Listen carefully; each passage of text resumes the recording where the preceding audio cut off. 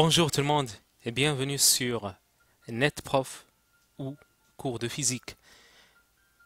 Dans ce cours, on va tout simplement lancer le théorème d'Ampère. On ne va pas refaire la démonstration, c'est-à-dire on va tout simplement prendre le théorème de Gauss qu'on avait et on va faire une analogie avec le théorème de Gauss pour trouver le théorème d'Ampère. Voyez-vous le théorème de Gauss nous dit la chose suivante. Il nous dit que le flux de E à travers une surface fermée S égale donc le flux de E, voyez-vous bien, ça c'est le flux élémentaire. Donc si je veux tout le flux, je double mon intégrale. On parle d'une surface qui est fermée, donc ce petit rang-là que vous voyez ici indique que cette surface, elle est fermée. Alors, qu'est-ce qu'on a vu? On a vu que cette quantité-là égale à la somme des charges à l'intérieur de notre surface divisé par epsilon 0 en toute simplicité. Ici, vous avez par exemple votre charge. Elle va vous créer un certain champ E et ce champ E, il va en effet gravir une certaine surface. Il va traverser une certaine surface qui est là. Sauf que, on suppose que cette surface, elle est fermée. On va tout bonnement la fermer. De cette façon-là.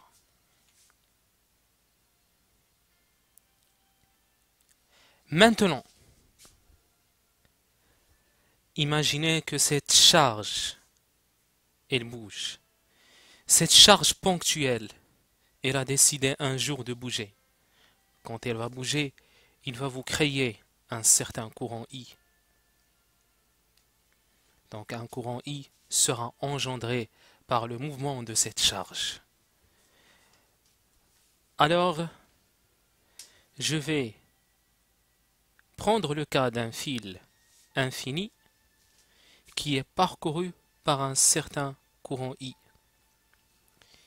Eh bien, historiquement, on a travaillé avec ce fil infini avant d'établir en effet les lois générales de la magnétostatique. Donc ici, qu'est-ce qu'il se passe? Le champ B se crée. Le courant I, il passe en effet. Ce fil infini, il est parcouru par ce courant I. Alors, qu'est-ce qui se passe? Il y a création d'un champ B. Le champ B, il est un petit peu étrange.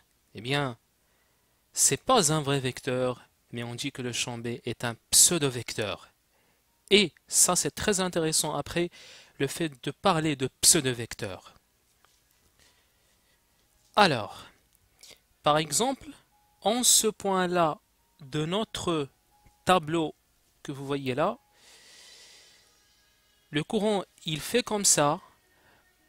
On imagine, c'est juste une imagination, on va imaginer que c'est comme si le courant, il va continuer et on tire notre bouchon vers ce sens-là. Donc, quand on va tirer notre bouchon vers ce sens-là, qu'est-ce qu'il va se produire? Eh bien, on va constater que le bouchon, il va entrer. Donc ici, en ce point-là, le champ B, il est comme ça.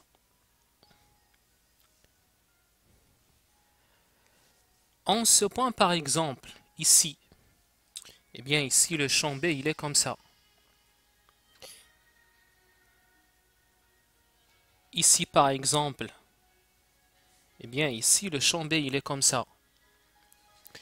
Donc, ici, par exemple, le champ B, il est comme ça. Ici, il est comme ça. Ici, il est comme ça. Etc., etc.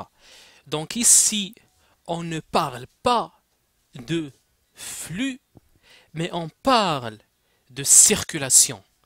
Donc, ici, c'est l'électrostatique.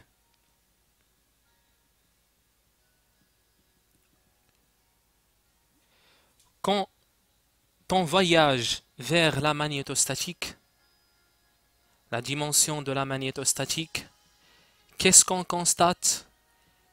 Eh bien, on constate que le flux est remplacé par la circulation. Donc ici, ça c'est le flux de E, alors que là, vous avez la circulation de notre champ B. Alors elle est égale à quoi? Donc ici, on a notre flux.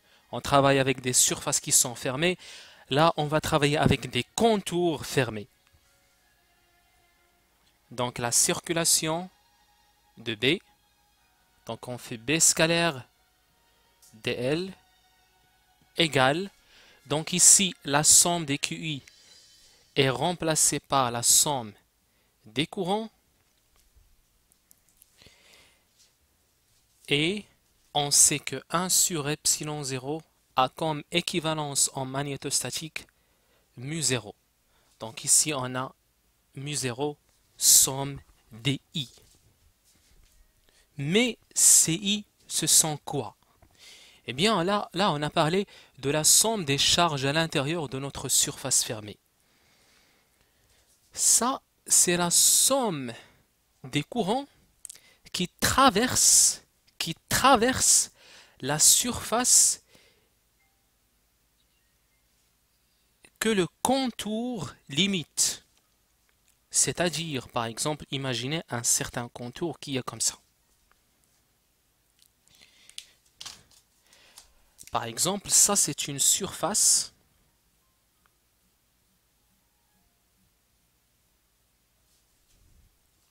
que le contour a limité. C'est-à-dire que cette surface, elle est limitée par ce contour-là. Si vous avez un certain courant I qui traverse cette surface limitée par le contour, alors ce courant fait partie de cette somme. Ou on peut dire aussi les courants enlacés par le contour. Il les enlace comme ça. Imaginez que ça c'est nos courants par exemple. Eh bien, si le contour entoure ces courants, alors tous ces courants vont faire partie de cette somme. Donc là, juste avec l'analogie, on a pu déterminer, on a pu en effet donner un petit rappel sur le théorème d'Ampère.